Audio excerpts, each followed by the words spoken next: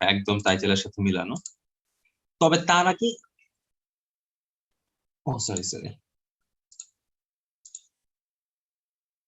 Main যে first topic এটা হচ্ছে তড়িৎ বিশ্লেষের পরিবাহিতা, মানে কন্ডাক্টেন্স অফ ইলেকট্রোলাইসিস। তো মেইন বই হচ্ছে এটা এই 4.2 থেকে শুরু, বাট আমি জাস্ট একটু ব্যাকগ্রাউন্ডটা বলবো আর কি, যে কন্ডাক্টিভিটি জিনিসটা আসলে কয় প্রকারের হইতে পারে। তো নর্মালি আমরা যেটা দেখি তার তার দিয়ে ইলেকট্রিসিটি কন্ডাক্ট হইতেছে আমাদের বাসা বাড়িতে, এগুলোকে বলা হয় ইলেকট্রনীয় কন্ডাক্টর, ইলেকট্রনীয় পরিবাহী। হ্যাঁ, এগুলো হচ্ছে যে কোনো স্টেটেই, মানে তারা তো সলিড অবস্থায় থাকে, সলিড অবস্থাতেই ইলেকট্রিসিটি কন্ডাক্ট করতে পারে, কোনো সমস্যা হয় না। কিন্তু এক টাইপের কন্ডাক্টর আছে যারা সলিড অবস্থায় কন্ডাক্ট করতে পারে না, কিন্তু লিকুইড অবস্থায় অথবা অ্যাকুয়াস স্টেটে কন্ডাক্ট করতে পারে। এই যে এই জিনিসগুলা যারা হচ্ছে সলিড অবস্থায় পারে না কিন্তু অ্যাকুয়াস স্টেটে পারে ইয়ে করতে, কন্ডাক্ট করতে, এরা হচ্ছে ইলেকট্রোলাইট। যেমন সোডিয়াম ক্লোরাইড। এখন তুমি যদি সোডিয়াম ক্লোরাইড তো সলিড লবণ, হ্যাঁ, এখন লবণ দিয়ে তুমি সুইচ বোর্ড থেকে বাসার বাল্ব পর্যন্ত একটা তার বানাইলে, এটা কিন্তু জীবনও কারেন্ট ফ্লো করবে না। হ্যাঁ, যত ভালো ইয়ে করো কারেন্ট ফ্লো করবে না। কিন্তু তুমি যদি একটা লবণের সলিউশন দিয়ে বানাইতে পারো, মনে করো একটা পুকুর বানাইলা সামহাও লবণের সলিউশন দিয়ে, এই পাশ থেকে বিদ্যুৎ প্রবাহিত করলা, ওই পাশে কিন্তু বিদ্যুৎ পৌঁছাবে। তার মানে এরা লিকুইড অবস্থায় ইলেকট্রিসিটি পাস করতে পারে কিন্তু সলিড অবস্থায় পারে না। এই যে জিনিসগুলা তাদেরকেই বলা হচ্ছে ইলেকট্রোলাইট। আচ্ছা, একটু কি বুঝতে পারছো নাকি আরেকবার বলবো? হ্যাঁ, আচ্ছা। তো এখন কন্ডাক্টিভিটি নিয়ে যেহেতু আমরা কথা বলতেছি, এখন চলে আসলো তাহলে কন্ডাক্টেন্স জিনিসটা কি। তো কন্ডাক্টেন্স হচ্ছে রেজিস্ট্যান্সের অপোজিট। আমরা মনে হয় কারেন্ট ইলেকট্রিসিটি চ্যাপ্টারে পড়ছিলাম জি ইকুয়াল টু 1/R, এরকম কিছু কি মনে পড়ে? যার ইউনিট পড়ছিলাম সিমেন্স। আচ্ছা, তো এটাই হচ্ছে কন্ডাক্টেন্স। তো এই কন্ডাক্টেন্সের এসআই ইউনিট হচ্ছে সিমেন্স, এটা হচ্ছে এমকেএস বা এসআই ইউনিট। তো কন্ডাক্টেন্স তো রেজিস্ট্যান্সের অপোজিট, রেজিস্ট্যান্স তো ওহম বলে, তাই না? তাহলে কন্ডাক্টেন্স কি বলবে? মোহ, এমএইচও। ওএইচএম তার অপোজিট হচ্ছে এমএইচও, মোহ। এটা হচ্ছে আরেকটা ইউনিট, সিজিএস ইউনিট। তাহলে কন্ডাক্টেন্সের দুইটা ইউনিট পাইলাম, একটা হচ্ছে এমকেএস সিমেন্স বা এসআই হচ্ছে সিমেন্স, আর সিজিএস হচ্ছে ওহমকে উল্টা করে লিখলে মোহ। আর তবে সুবিধা হচ্ছে কি দুইটার আসলে কোনো কনভার্সন নাই, তার মানে এক সিমেন্স যে কথা, এক মোহ সে কথা, পুরা সেম জিনিস। লাইক সিজিএস ইউনিটে যেমন সেকেন্ড যে কথা, এমকেএস ইউনিটের সেকেন্ড যে সেই কথা, এখানেও সেম, ওয়ান সিমেন্স যে কথা, ওয়ান মোহ, একই কথা। আচ্ছা, তো আচ্ছা ঠিক আছে। এখন রেজিস্ট্যান্স, রেজিস্ট্যান্সের বদলে আমি এখানে কন্ডাক্টেন্স আসলে কেন শিখতেছি, বিকজ সলিডের জন্য আমি ইউজুয়ালি রেজিস্ট্যান্স মেজার করি যে R equal to rho L by A. লিকুইডের জন্য আসলে আমার কাছে কোনো লেন্থও নাই, কোনো এরিয়াও নাই, এটা রেজিস্ট্যান্স মেজার করা ডিফিকাল্ট। সো দ্যাটস ওয়াই হচ্ছে ইলেকট্রোলাইটের বেলায় আমরা হচ্ছে কন্ডাক্টেন্সটা ক্যালকুলেট করি। নর্মাল সলিডের বেলায় আমরা রেজিস্ট্যান্স যেমন ক্যালকুলেট করি, ইলেকট্রোলাইটের বেলায় কন্ডাক্টেন্স ক্যালকুলেট করি। আচ্ছা, এই জিনিসগুলো পরীক্ষার জন্য ইম্পর্টেন্ট না, এগুলো দরকার নাই আমাদের, এটা আসলে অন্যান্য বইতে নাইও,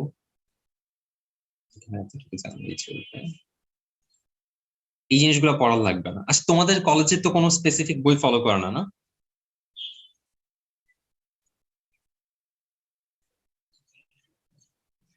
আচ্ছা, এই জিনিসগুলা কি পড়াইছে? এই যে এই তিনটা টাইপ, তারপর specific conductance, equivalent conductance, molar conductance, এগুলো কি পড়াইছে কলেজে?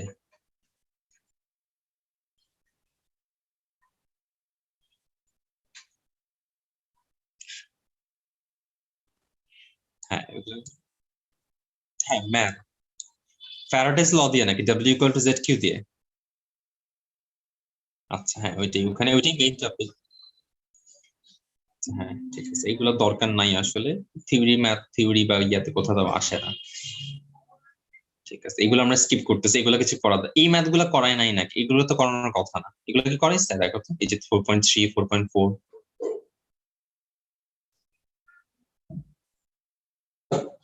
ম্যাথের মূলত জায়গা দুইটা, একটা হচ্ছে ফ্যারাডেজ ল, আরেকটা হচ্ছে ই নট সেল নার্নস্ট ইকুয়েশন। এই দুইটা জায়গা থেকে ম্যাথ করতে হবে, এই দুইটা থেকে ক্রিয়েটিভে আসে, বাকিগুলা দরকার লাগে না।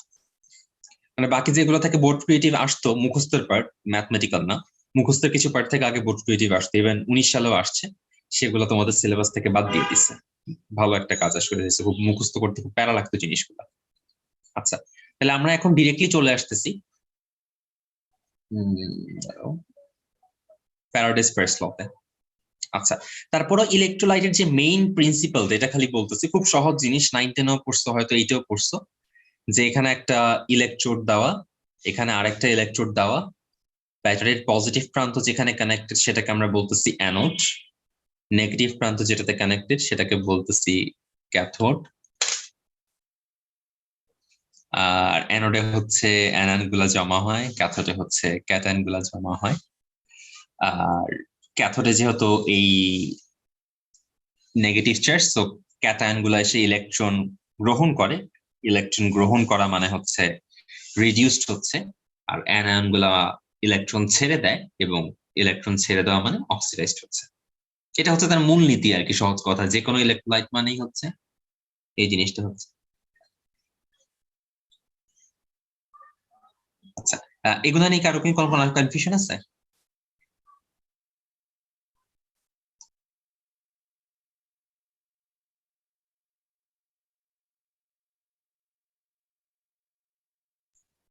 আচ্ছা, এবার আসি, কিছু এক্সাম্পল দিছে যে কোন কেসে আমি কি পাবো। যেমন হচ্ছে NaCl যেটা মেল্টেড, এটা হচ্ছে মেল্টেড NaCl, এখানে তো শুধুমাত্র সোডিয়াম আর ক্লোরিন আছে, সো ক্লোরিন 2 আর Na। যেটা অ্যাকুয়াস NaCl, এখানে সোডিয়ামের পাশাপাশি হাইড্রোজেনও আছে, দ্যাটস ওয়াই এখানে হাইড্রোজেন পাই আমরা। তারপর আচ্ছা, এগুলো আমরা সামনে দেখবো, আসলে এখানে আপাতত দেখার দরকার নেই, সামনে এগুলো নিয়ে আলোচনা আছে। মেইন যে জায়গাটা, ফ্যারাডেজ ফার্স্ট ল, একটু জুম ইন করি দাঁড়ো। ফ্যারাডের ফার্স্ট লটা খুব সিম্পল, কোন একটা ইলেকট্রোলাইট প্রসেসে ইলেকট্রোডে যেই পরিমাণ পদার্থ পাওয়া যায়, amount of substance in electrode directly proportional to the flow of current. তার মানে এই যে আমি একদম ওয়ার্ড বাই ওয়ার্ড যাই, কোন তড়িৎ বিশ্লেষণ প্রক্রিয়া মানে কোন একটা ইলেকট্রোলাইট প্রসেসে ইলেকট্রোডে উৎপন্ন পদার্থ, ইলেকট্রোডে যেই পরিমাণ অবজেক্ট পাওয়া যাচ্ছে which is W, সমানুপাতিক প্রপোর্শনাল কার উপর? প্রবাহিত বিদ্যুতের পরিমাণ, মানে flow of current. Flow of current মানে কত? Q charge. এটা হচ্ছে ফ্যারাডের first principle, W proportional to Q. এটা নিয়ে কি কোনো কনফিউশন আছে? বদরুল? না ভাই, বুঝছি। মাহিন, তাহমিদ, বুঝছো তো ভাইয়া না?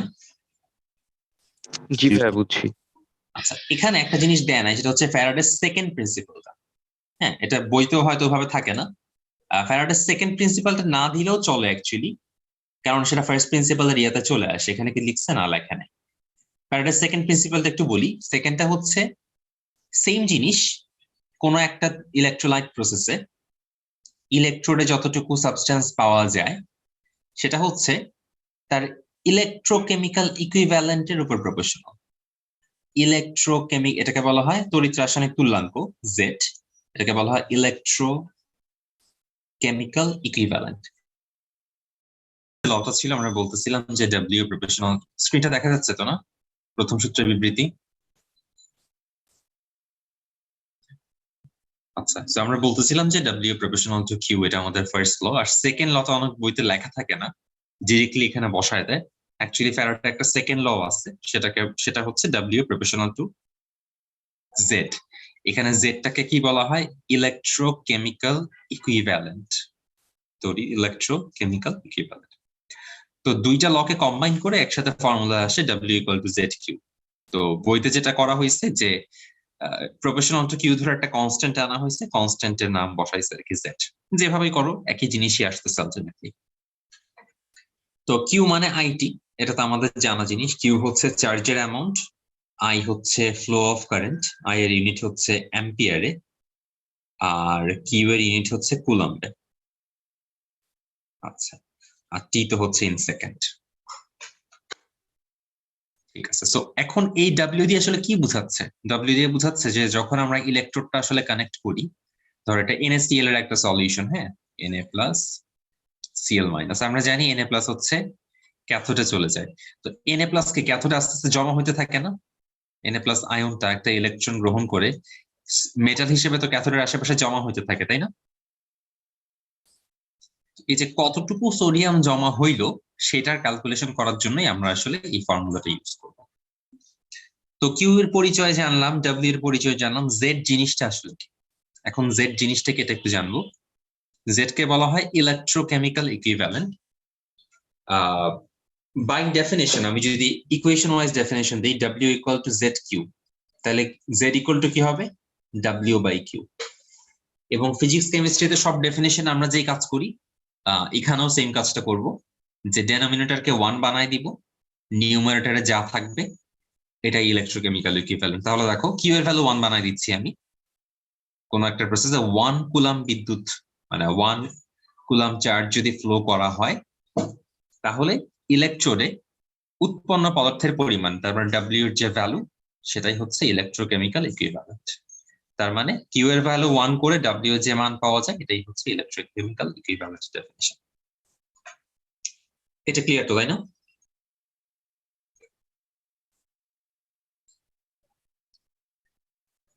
বদরুল, জি ভাইয়া। মাহিন, তাহমিদ, বুঝছো ভাইয়া? কিভাবে বুঝছি? জি ভাইয়া বুঝছি। এখন যেটা হচ্ছে, তোমরা একটা কাজ করো তো, একটা ইলেকট্রনের চার্জ জানোই 1.61 10 টু দি পাওয়ার -19। এটাতে একটা ইলেকট্রনের চার্জ, একটু দেখো তো, সরি, কি জানি 1 মোল ইলেকট্রনের চার্জ কত হয়? ক্যালকুলেট করে দেখো তো। ভাইয়া কোয়েশ্চেনটা কি বললেন? একটা ইলেকট্রনের চার্জ তো আমরা জানি 1.6 10 টু দি পাওয়ার -19। কোয়েশ্চেন করছিলাম যে 1 মোল ইলেকট্রনের চার্জ, টোটাল চার্জ কত? আচ্ছা, তাহলে এখন আমি একটু প্র্যাকটিক্যাল কেসে আসি। তাহলে একটা সোডিয়াম তো একটা ইলেকট্রন গ্রহণ করবে, হ্যাঁ, তাহলে 1 মোল সোডিয়াম কি করবে? আসলে 1 মোল ইলেকট্রন গ্রহণ করবে না? এবং আমি দেখলাম যে 1 মোল ইলেকট্রনের চার্জ হচ্ছে 96,500 কুলম। তার মানে কি বলা যায়, আমি যদি ব্যাটারি দিয়ে 96,500 কুলম ইলেকট্রিসিটি ফ্লো করি, তাহলে 1 মোল সোডিয়ামকে পাবো না ক্যাথোডের মধ্যে?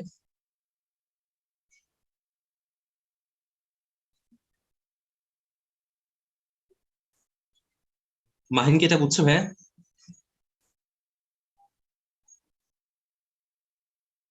আরেকবার জি বলবো? ভাইয়া। না ভাইয়া বুঝতে পারছি। বজরুল, বুঝছি ভাইয়া। তাহমিদ, বুঝছো ভাইয়া? ভাইয়া একটু আবার বলবেন? আচ্ছা, 1 মোল ইলেকট্রনের চার্জ হচ্ছে 96,500 কুলম, হ্যাঁ, এটা হচ্ছে চার্জ অফ 1 মোল ইলেকট্রন। এখন একটা সোডিয়াম, ফর এক্সাম্পল আর কি, একটা সোডিয়াম প্লাস যখন একটা ইলেকট্রন গ্রহণ করে, তখন সে একটা সোডিয়াম অ্যাটমে কনভার্ট হয়। তাহলে আমি যদি 1 মোল সোডিয়াম পাইতে চাই, 1 মোল সোডিয়াম পাওয়ার জন্য কি 1 মোল ইলেকট্রন লাগবে না? এবং 1 মোল ইলেকট্রনের চার্জ কত? 96,500 কুলম। তাহলে ইন আদার ওয়ার্ড আমি কি এটা বলতে পারি না যে 96,500 কুলম চার্জ যদি আমি ফ্লো করাইতে পারি, তাহলে আমি 1 মোল সোডিয়াম পাবো?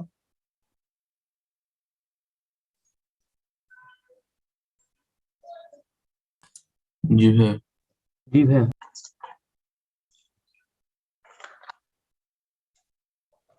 এখন সোডিয়ামের জন্য ব্যাপারটা এরকম। এখন আমি জেড এর ডেফিনেশনে আসি। দেখো, সোডিয়ামের জন্য 1 মোল সোডিয়াম পাবো, কিন্তু যদি ক্যালসিয়াম হয় তখন তো আসলে ঝামেলা হয়ে যাবে।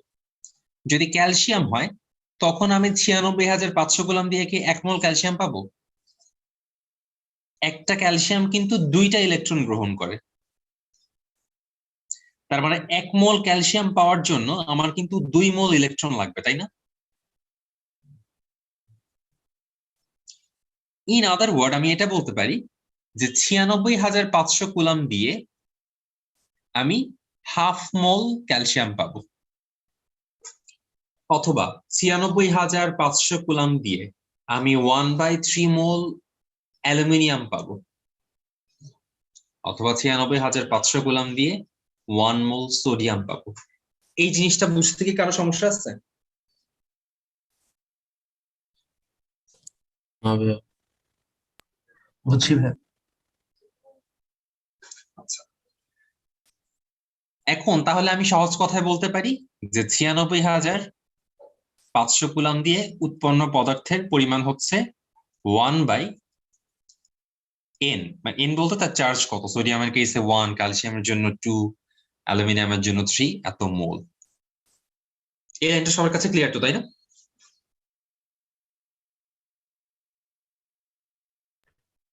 জি ভাইয়া। আচ্ছা, তাহলে 1 কুলাম্বের জন্য কতটুকু লাগবে আমার?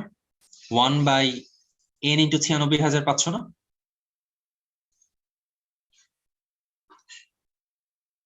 এখন বাই ডেফিনিশন কি ছিল? জেড ইকুয়াল টু কি ছিল? W/Q। তার মানে 1 কুলাম্বের জন্য যা পাচ্ছি সেটাই হচ্ছে জেড এর ভ্যালু, ঠিক আছে? তাহলে আচ্ছা, আমি মোলটাকে হচ্ছে ইয়াতে কনভার্ট করে ফেলি। এটা যদি মোল হয়, আমি যদি ম্যাসে কনভার্ট করি কত হবে? m divide by n into 96,500 gram হবে। এটা কি বোঝা যাচ্ছে? তাহলে এখন আমার ডেফিনিশনের দিকে তাকাই। জেড এর ডেফিনিশন কি ছিল? 1 কুলাম চালনা করলে যত গ্রাম পাইতেছিলাম সেটাই কিন্তু জেড। তাহলে 1 কুলাম চালনা করলে পাচ্ছি এটা, তার মানে কি এটাই জেড এর ভ্যালু না?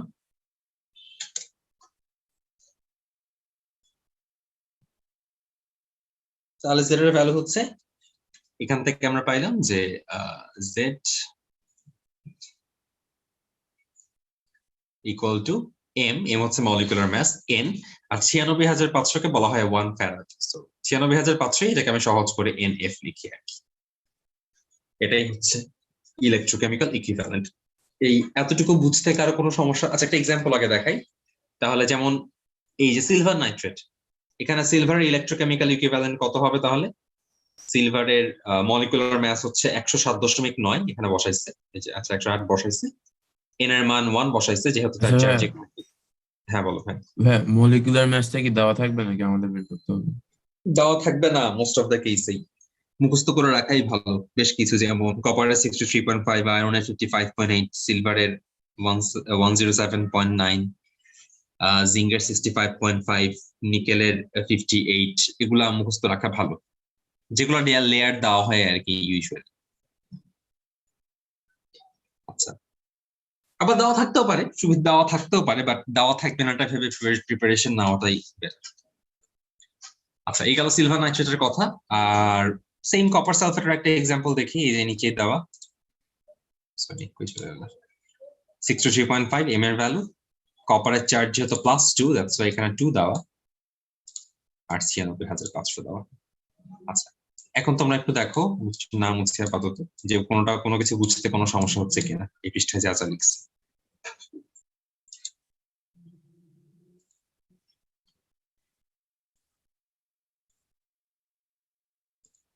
না, যে অ্যাটমটা আমি করতেছি, লাইক কপার সালফেটের কেসে শুধু কপারটা, জিঙ্কের সালফেটের কেসে বা জিঙ্ক যে কোনো কিছুর কেসে জাস্ট জিঙ্কেরটা, যেই এলিমেন্টটা জমা হচ্ছে ক্যাথোডে শুধু সেটা।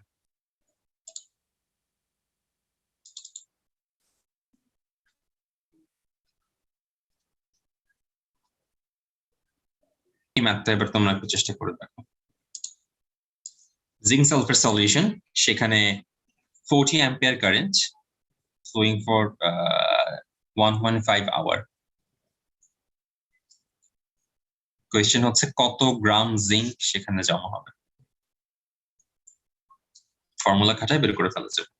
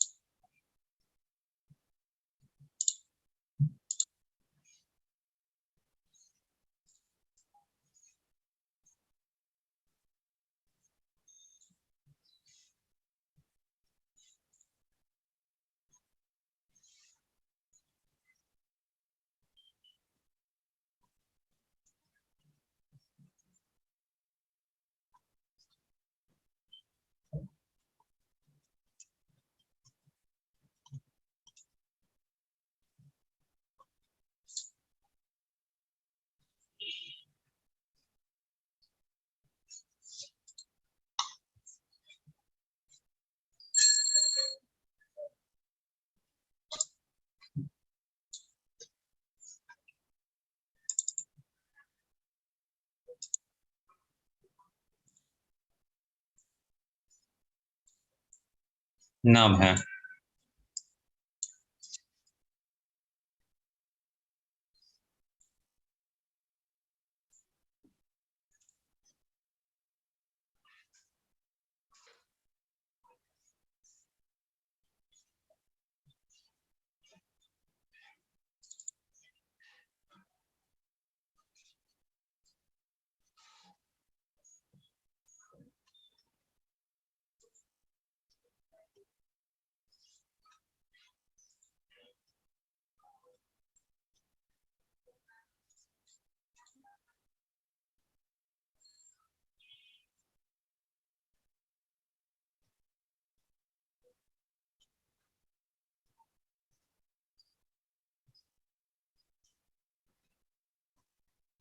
দেখি নেক্সট একটা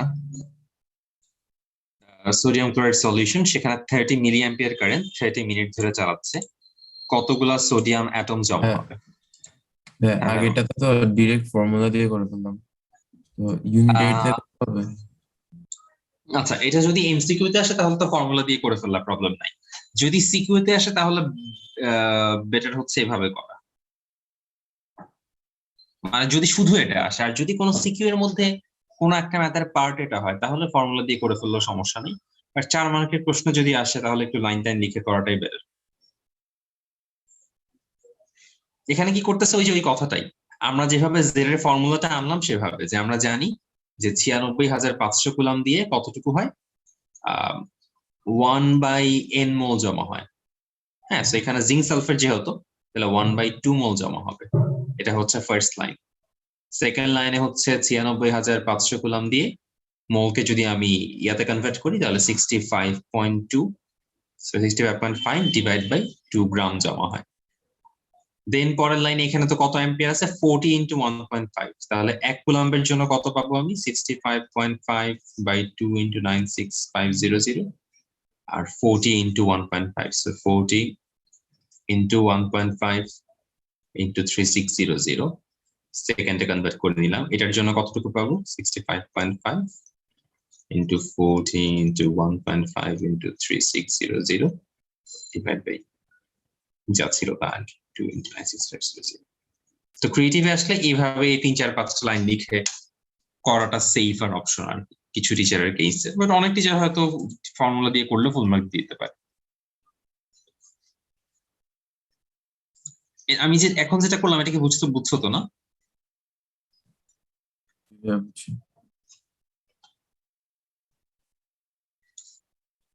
আচ্ছা, এবার এটা একটু ট্রাই করে দেখো।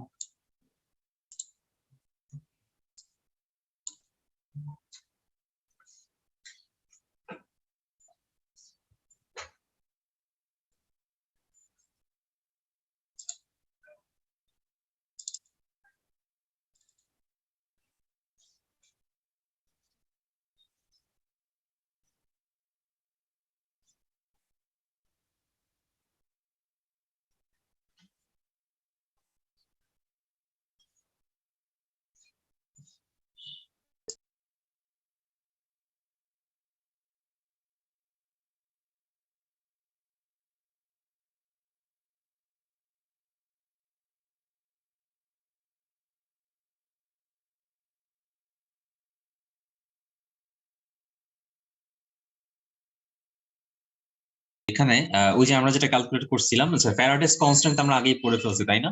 দেখো তো এই জিনিসগুলো বোঝা যাচ্ছে কিনা, যে কপার 2+ থেকে কপার, মানে 1 মোল কপার 2+ থেকে 1 মোল কপার পাওয়ার জন্য আমার 2 ফ্যারাডে কারেন্ট লাগবে। 1 মোল অ্যালুমিনিয়াম 3+ থেকে 1 মোল অ্যালুমিনিয়াম পাওয়ার জন্য 3 ফ্যারাডে। 1 মোল Fe2+ থেকে 1 মোল Fe3+ পাওয়ার জন্য 1 ফ্যারাডে। এইটাকে বোঝা যাচ্ছে, দেখো তো এই সবগুলা।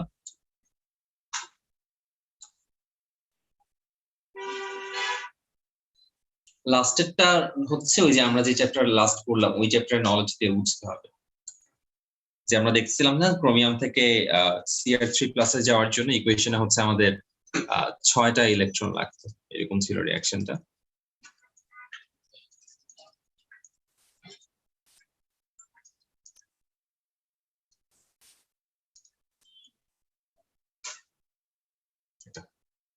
Cr3 হচ্ছে এখানে 6 এর বসাইছে, আর MnO4টা সিমিলারলি MnO4 এর সাথে হচ্ছে এরকম করলে পাওয়া যেতে হচ্ছে দ্যাটস রাইট এটা। আচ্ছা হচ্ছে এখানে 5 5 আর এখানে 6 6 আর বাকিগুলো তো মনে হয় বুঝতেছো। দেখো তো একটু। এফ আর সিইউ থেকে সিইউ2 প্লাস তাহলে কত?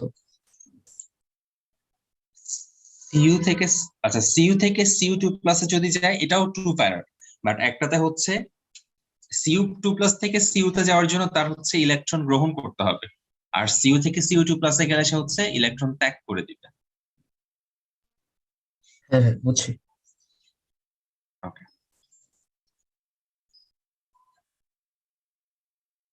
এবার এই ম্যাথটা দেখাতে পারা যায় কিনা।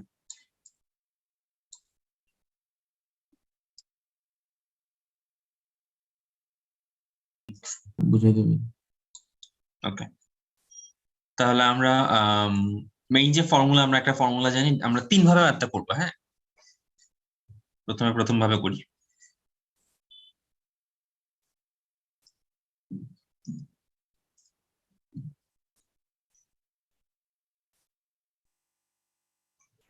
W equal to Z Q, এটা আমরা জানি।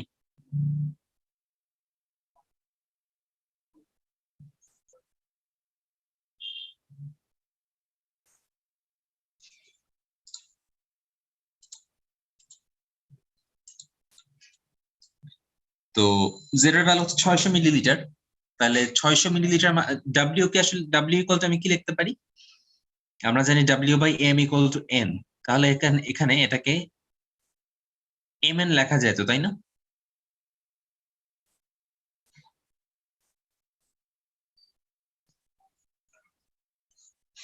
এন কিন্তু হচ্ছে মোল নাম্বার, মানে ডাব্লিউ ইকুয়াল টু আমরা কি জানি, বুঝছি।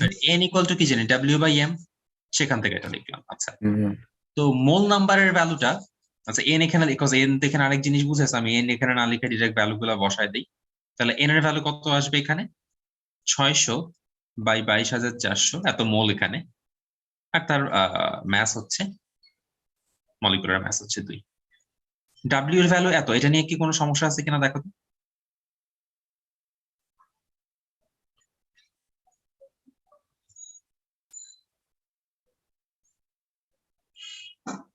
এটা কি বুঝছো সবাই? দেখো তো হ্যাঁ ডাব্লিউ এর ভ্যালুটা।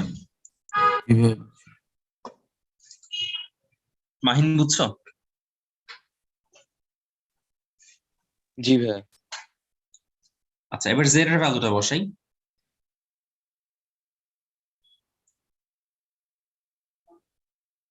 তাহলে 2 into 600 by 22,400 equal to Z এর ভ্যালু এখানে কত?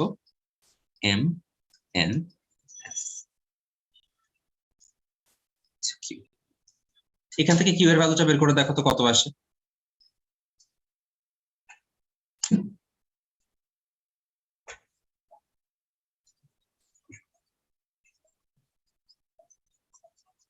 এবার সে টাইপ 2 তে, এটা ফর্মুলা দিয়ে করবো, বাট এই ফর্মুলাটা আমরা এখন শিখি নাই, ফর্মুলাটা বানাবো আসলে এখন।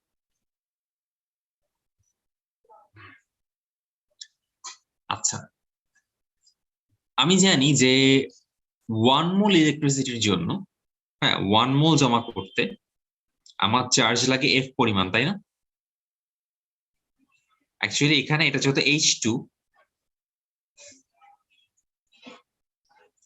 তাহলে আমি বলতে পারি যে হচ্ছে যে কোনো কিছুর 1 মোল জমা করতে আমার চার্জের পরিমাণ লাগে হচ্ছে ইএফ পরিমাণ। এটা কি বোঝা যাচ্ছে? ই বলতে এখানে আগে যেটা এন বুঝাইতাম, মানে তার চার্জ যত, এটাকে ই দিয়ে বুঝাচ্ছি আপাতত। কেন বুঝাচ্ছি একটু পরে বলতেছি। তবে যার চার্জ যত সেটাকে যদি ই ধরি, ফর এক্সাম্পল কপারের জন্য ই এর ভ্যালু 2, জিঙ্কের জন্য ই এর ভ্যালু 2, ওইটাকে ওখানে যেটা এন ধরতাম ওইটাই ধরতেছি এখানে ই হিসেবে। তাহলে যে কারো 1 মোলকে পাওয়ার জন্য আমার ইলেকট্রিসিটি লাগে ইএফ পরিমাণ। এটা তো একটু আগে আমরা এমসিকিউতে দেখলাম, তাই না? কপারের জন্য 2F, অ্যালুমিনিয়ামের জন্য 3F। এটা কি ক্লিয়ার? জি ভাইয়া। তাহলে এন মোলের জন্য কতটুকু লাগবে? এনইএফ না?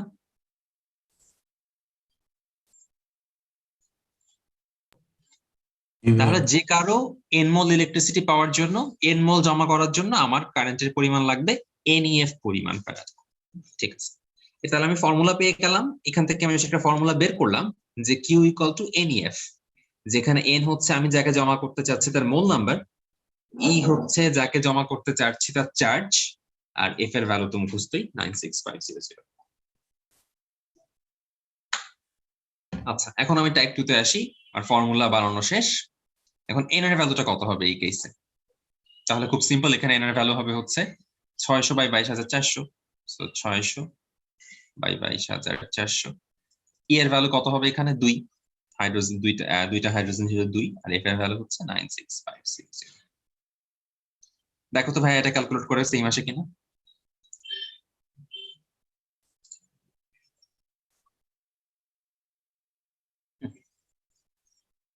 হ্যাঁ হ্যাঁ,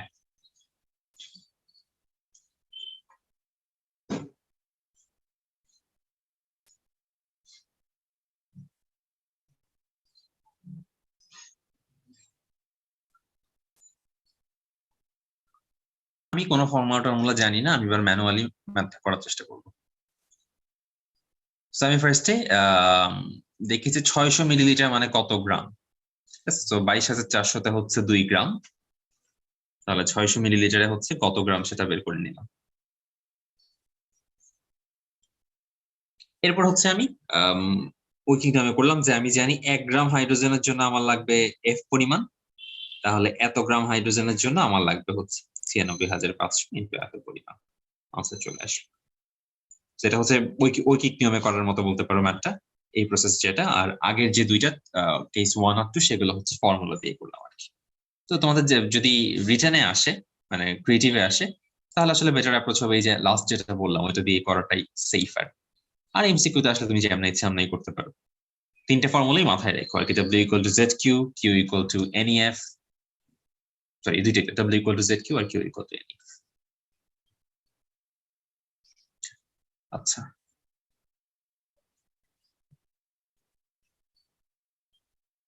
পড়তে হবে একটু বলি।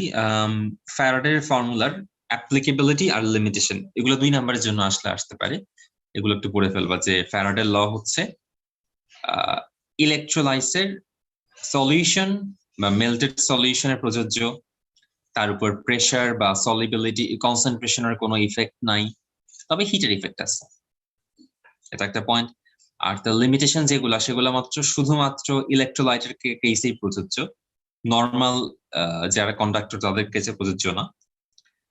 দেন যেখানে 100% ইলেকট্রোলাইসিস হয়, তার মানে পুরোপুরি ভাবে সেই ইলেকট্রোলাইসিস এর মাধ্যমেই কারেন্ট ফ্লো করে, সেখানে প্রযোজ্য।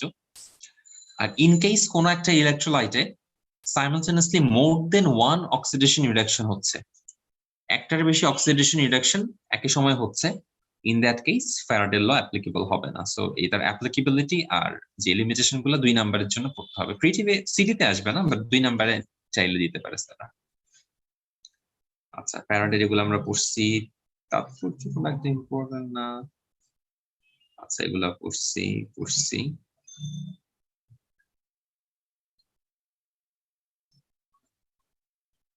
ঠিক আছে, তোমরা চেষ্টা করো প্রবলেম 4.11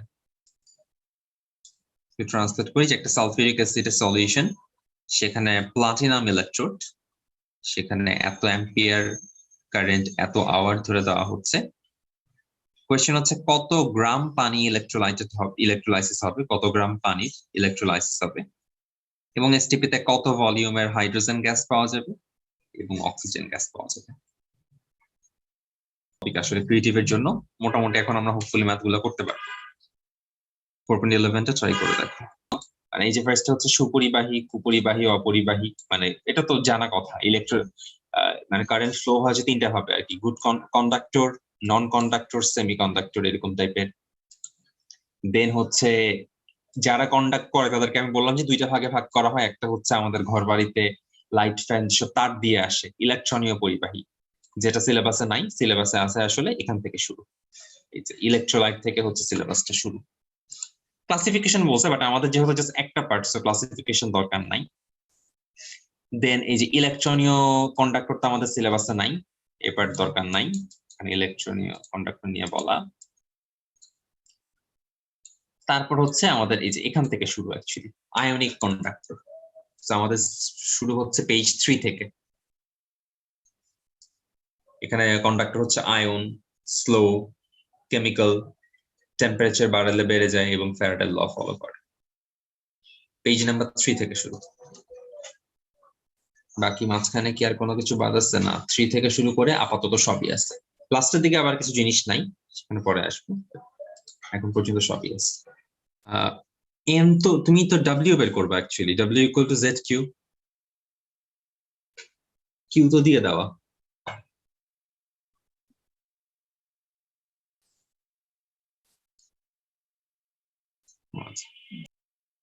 আচ্ছা, তো এখানে কিউ এর ভ্যালু, কিউ এর ভ্যালুটা কত এখানে? বের করি, 2 ইন্টু 3600 করতে হবে ইন্টু 3, 3 36 108, তাহলে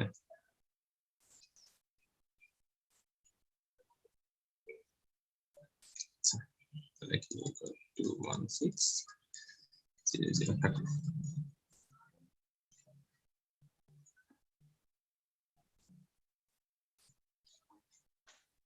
আমরা আলটিমেটলি এটা নিয়ে কাজ করব।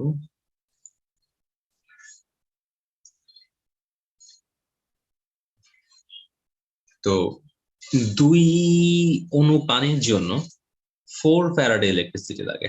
এই জিনিসটা হচ্ছে এখানে সবচেয়ে ইম্পর্টেন্ট পয়েন্ট। তো কিভাবে? ধরো নর্মাল কথা, H প্লাস একটা ইলেকট্রন গ্রহণ করবে, কনভার্ট হবে হচ্ছে H এ, বা 2H প্লাস দুইটা ইলেকট্রিসিটি গ্রহণ করে কনভার্ট হবে H2 তে। আর OH মাইনাস এর ব্যাপারটা কি? OH মাইনাস কনভার্টার হচ্ছে দুইটা পানি, যে এই অক্সিডেশন, রিঅ্যাকশন বুঝি নেবে। হ্যাঁ, ভাই এখানে যে অক্সিডেশন রিডাকশন হবে এটা আমরা বুঝবো কেমনে?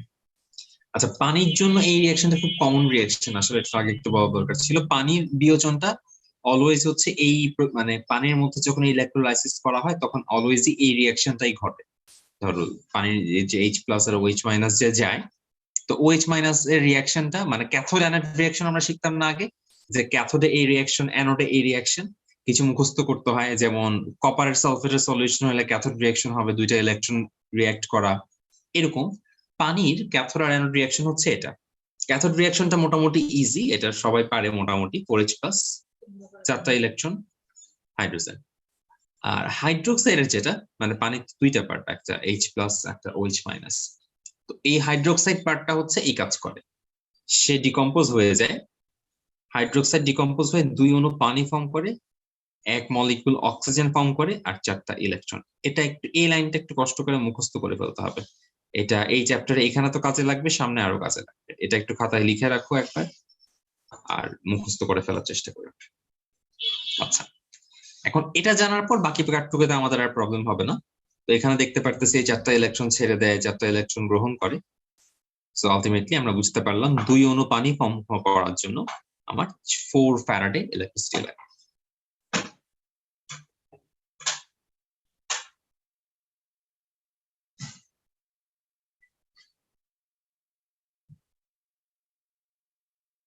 পরে তারপর কি আমি তাহলে এখানে 2H2 না 4H2 হবে?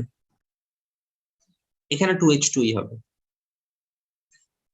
সবগুলো যদি যোগ করি আচ্ছা, রাখো, হ্যাঁ এখানে বুঝছি। 4H2, 2H2 বাদ দিয়ে এখানে 2H2 থেকে যায় আর কি। জি।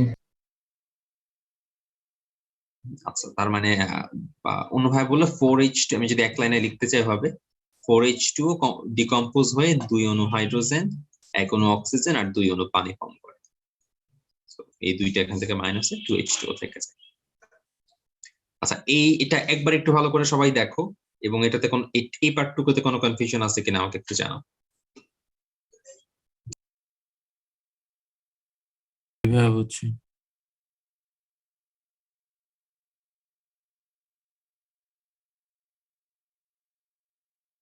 নিয়ে যায় না কেন? কথা, এটা শেষ করো ম্যাথটা তাহলে। এই ম্যাথটা এখন হচ্ছে একটু রিয়াকশন যদি লেখা থাকে তো লিখলেই, আর রিয়াকশন লিখে ম্যাথটা এখন করে ফেলো একটা।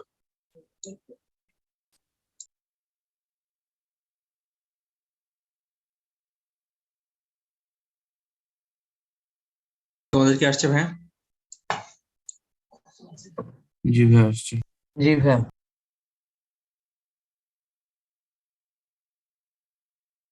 আচ্ছা 4.12 যেটা এটা একটু ট্রাই করো, সিলভার নাইট্রেট সলিউশন যেটা। এখানে টাইমটা জানতে চাচ্ছে আর কি, টি এর ভ্যালু কত। সিলভারের অ্যাটমিক ম্যাসটা এখানে দেখো কোশ্চেনে কিন্তু দেওয়া নাই, সো মুখস্থ রাখা ভালো। আর ইন কেস মুখস্থ নাই 108 107.9 ধরে করো। এটা তো সেম জিনিস 12 13 14 নাম্বারটা ট্রাই করো। এখানে আসলে কোয়েশ্চেনটা খুব একটা ভালো হয় না, এখানে 3টা অলরেডি লিখে দিছে, সো এখানে আনসার তো আসলে 3 আসবে, কিন্তু মানে ধরে নাও যে এখানে 3টা দেওয়া নাই আর কি, 3 আসে কিনা দেখো। Interesting question. 2 অ্যাম্পিয়ার কারেন্ট, এটা সিলভার নাইট্রেট দিয়ে চালাইছে, কপার সালফেট দিয়ে চালাইছে, ক্রোমিয়াম সালফেট দিয়ে চালাইছে। এটাকে তুমি একটা কাজ করতে পারো, 3টা আলাদা আলাদা কোয়েশ্চেন হিসেবে চিন্তা করতে পারো আর কি। যে প্রথম কোয়েশ্চেন হচ্ছে 2 অ্যাম্পিয়ার কারেন্ট 1 ঘন্টা দিয়ে সিলভার নাইট্রেটে চালালে কতটুকু সিলভার পাওয়া যাবে। Second question 2 ampere current 1 hour ধরে ইয়াতে চালালে, কপার সালফেটে চালালে কতটুকু পাওয়া যাবে, এটা সেকেন্ড কোয়েশ্চেন। থার্ড কোয়েশ্চেন হচ্ছে সেম 2 অ্যাম্পিয়ার কারেন্ট 1 আওয়ার ধরে ক্রোমিয়াম সালফেটে চালালে কত পাওয়া যাবে। 3টা আলাদা আলাদা কোয়েশ্চেন, 3টা আলাদা আলাদা ধাতুর জন্য আর কি। ঠিক আছে, এটা করে ফেলো। প্রথম মেটালের জন্য যদি চিন্তা করি, ভাই এখানে সিরিজ বলতে এখানে সিরিজের জন্য কি অন্য কোনো সিরিজ বলতে মানে যে 1 ঘন্টা যাবত ও আচ্ছা সিরিজ না, সিরিজ মানে হচ্ছে সবগুলোতে সেম চার্জ ফ্লো হচ্ছে আর কিছু না। যদি প্যারালালি হতো তাহলে তো চার্জ গুলো ডিভাইড হয়ে যাইতো। সিরিজে যখন থাকবে সেম কারেন্ট ফ্লো হবে, মানে এই যে কারেন্টের পরিমাণটা যে অ্যাম্পিয়ারে, সিরিজ থাকা মানে কি 3টাতে same amount of current flow হবে না। জি ভাইয়া। ওইটাই বুঝাইছে আর কি, আর কিছু না। ভাইয়া যদি বলতে প্যারালালে তাহলে এটা কেমন হইতো? প্যারালালে আসলে এখানে বলতো না ভাই, কাজ প্যারালালে বললে কোনটার কন্ডাক্টেন্স বা রেজিস্ট্যান্স কত এটা তো আমরা জানি না। সো কোনটায় আসলে চার্জ গুলা কিভাবে ডিভাইড হবে এটা তো বলার সুযোগ নাই আমাদের। মানে কারেন্টটা যে এই এত অ্যাম্পিয়ার কারেন্ট, নরমালি তো আমরা কারেন্ট ডিভাইডের রুল দিয়ে করছিলাম কারেন্ট ইলেকট্রিসিটি চ্যাপ্টারে। তো এইখানে কেমনে যে ডিভাইড হবে এটা তো আমরা জানি না, দ্যাটস ওয়াই এটা প্যারালালে থাকবে না।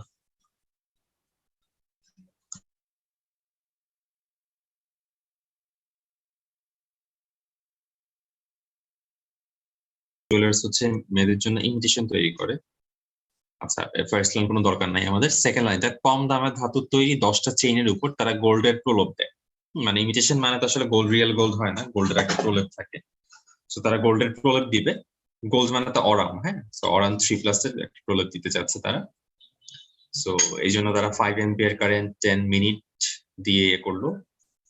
10 গ্রাম গোল্ডের দাম যদি 40,000 টাকা হয় তাহলে প্রতিটা চেইনে কত টাকার গোল্ড ব্যবহার হয়েছে। ঠিক আছে, এইটা একটু ট্রাই করে দেখো 4.11